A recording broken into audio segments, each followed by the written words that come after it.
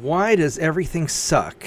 And what can you do about it? Hello, everyone. I'm Bobtheorc, and I guess we'll call this an episode of News Snark. I'm really just kind of hanging out here, drinking my cup of tea before I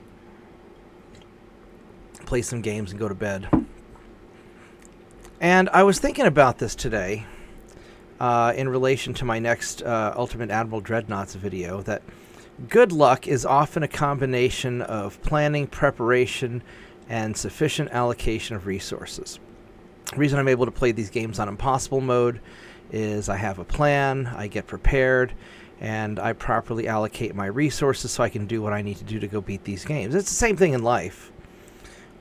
With my business or with my projects, I make sure I've got a good plan, I'm prepared, I make sure I've got all my ducks in a row, and then I allocate more than enough resources to accomplish what I'm going to do. Or you could look at it from the other side of the coin, that I make sure that the scope of my goal is well within my ability to supply resources to achieve it.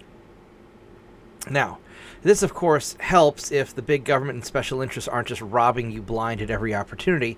And that's the world we live in. This is why everything sucks, because no matter what we do, we're getting robbed constantly. Government prints and spends money. We get lots of inflation. That's why gas is $4 plus a gallon. That's why, milk is expensive. That's why steak is, $15 a pound. And, I've got it cheap in Oklahoma. Really, it comes down to this. If you want to be successful in life, you have to have an idea of what you want to achieve, what you want to do, and how you're going to do it. And there's not really anything you can do about getting robbed blind at every opportunity. I mean, go vote and hope that the elections aren't rigged, and hope that your politicians aren't lying when they promise to do what you want them to do, and then they get into D.C. and do something different. Honestly, vote in local elections. The local elections and the primaries are a lot more important than the national elections, because you weed out the bad apples in the primaries, and having good local representatives can mitigate a lot of the problems that big government does. But even still, if we just take it for granted that any sort of centralized authority is going to eventually abuse its power, how do you get ahead in this kind of system? Well, I could give you all the platitudes like don't go spend money at places that don't hold your values, and live well below your means, things like that. And frankly, living well below your means is huge. One of the reasons I do as well as I do is when things got bad, I just retreated out to my little house in Oklahoma. I mean, it's not little, but it's not big either. It's affordable. And I live vastly below my means, and so when stuff goes down, I've got the spare resources to invest in my business. The big thing, really, all you can do when life sucks is you have to focus your time and energy into things that you control. Most of life is outside of your control. My dad would always tell me, don't worry about the stuff you can't control, because you can't do anything about it anyway. Worry about the stuff you can control, and that makes a lot of difference. So I focus on my business. I'm focusing on expanding my business. I've got a plan. I know what resources I have that I can work within that plan. And I know that anything I attempt will probably take twice the resources and be twice as difficult as what I expect. That's just how life works. And so you account for that, and you got to find something that you have an unfair advantage in that you're good at. And in my case, it's doing, this computer work, technology, consulting, that kind of stuff. In your case, it's going to be whatever you're good at. And most people are stuck working a 9-to-5 job. I used to work a 9-to-5 job. It sucked. I hated it. And how I got my business started was I started just doing work on the side out of my apartment. And then eventually, when I was getting busy enough that I thought I could take a chance, that I left my job at Gateway. So you're going to realistically have to do that too, because you have to be in control of your destiny. So if things suck right now, just imagine how much worse they're going to suck later on when you're still working for that same crappy company. So start a side business, start some sort of side gig, and make some money independently, and don't spend it on stupid stuff. Invest it into something that that's in line with your plans for the future. Whether it's trying to save up and buying a house, owning a house saves a lot of money in the long run because the mortgage is usually less than the rent. I save a lot of money by owning my house. And get your car paid off. Not everybody needs a car, but cars are useful. In my case, I mostly drive SUVs because I want the storage capacity and transportation ability to do larger projects. And I also have a company van and things like that. But just for my personal life, I've got a small SUV. Why? Because it's very useful. Maybe not. It's not as slick as some sports car, but sports cars are expensive. They're not that practical. How often do you get to drive 140 miles down the highway without getting pulled over? So decide what's truly important in your life and focus on that, and then create a system where every day, step by step, you move a little bit closer towards achieving your goal. Just taking one step and one foot in front of the other, small steps towards your goal, and that's really the secret. Just doing it every day. And just embrace the fact that life's going to suck. Life has sucked for most people throughout most of human history. And we as Americans have been very fortunate over the last 30, 40, 50 years to have a life that doesn't suck as much as the rest of the world.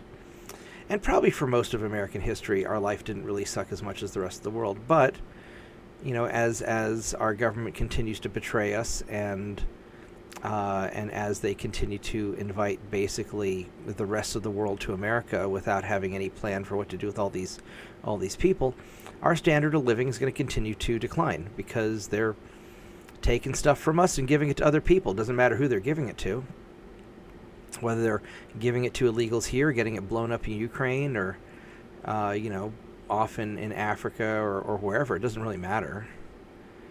And the point is, nobody's going to be coming to save you. You got to do it yourself. So you've got to focus on what it is that you want to achieve. In my case, I want to live a peaceful life. I want to play video games and have fun and build my business and go on adventures and travel the world. And in order to do that, to make sure I have the money to do that, I've already been in the mindset of living below my means. And as things started getting really bad, as I saw kind of the writing on the wall back in 2020, it wasn't really a surprise to anybody paying attention that we were going to go into recession. And I know they say, "Oh, this is the greatest economy ever. Everybody's got money to spend. The stock market's at over 40,000. Oh my God!" I don't own any stocks. Do you own stocks? Maybe some of you do. I blew through all my resources surviving through all the COVID and economic recession and losing all my consulting work out east. And then the rest of it I dumped into my business to grow my retail business because I control that. I can determine how that's going to work. And so you want to write the rules to your own life. If you're living by somebody else's rules, you're going to get screwed because they're not looking out for your best interest. And you've got to be in control of your life. It's just that simple. And every little thing you can do to become more and more self-sufficient and independent, focus on the basics. Don't go blowing money on dumb stuff. And, I was driving my friend to work today because she doesn't have a car. And she stopped off at the local vape place. She came out with a big old handful of cigars, and these things cost about $1.50 each. They're not that expensive, but I'm sure she spent probably $15-$20 on it.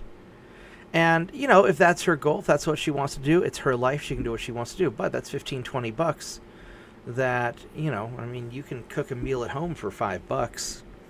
That's a day's worth of food right there.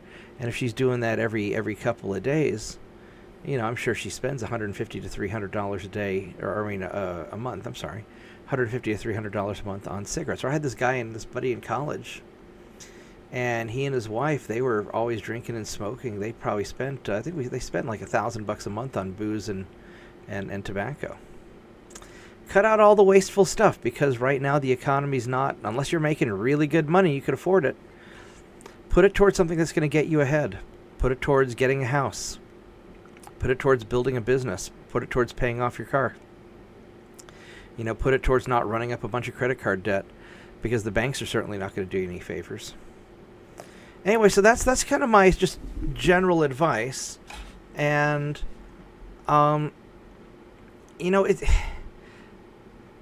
just because life sucks doesn't mean you can't succeed. There's always a lot of opportunity when there's chaos. My grandfather made a lot of money during the Great Depression by using his resources. He mortgaged his farm and helped buy out the local bank. There's always a good deal.